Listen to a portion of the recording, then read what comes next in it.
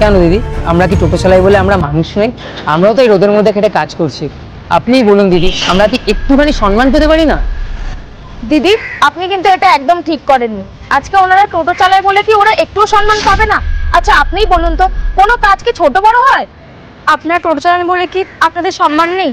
সেটা তো আমার ভুল হচ্ছিল, আমি এখন সবটা বুঝতে পেরেছি।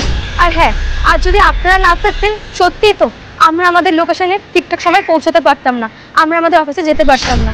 আজ আপনারা ছিলেন বলেই না আমরা ঠিক টাইমে অফিস হোক বা যে কোনো জায়গায় পৌঁছাতে পারি। আর দাদা, পারলে প্লিজ আমাকে ক্ষমা করে দেবেন। আর আপনাকে আমি কথা দিচ্ছি, আজকের পর থেকে না শুধু আপনি বলে না, আর কারোর সঙ্গে এরকম মিসবিহেভ করবো না।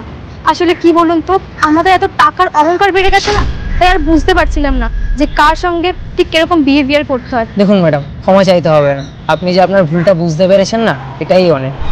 আর হ্যাঁ, তখনের ব্যবহারটার জন্য আমিও ক্ষমা প্রার্থী, কারণ তখনের ব্যবহারটা আপনাকে আমি খালি বোঝানোর জন্যই করেছিলাম।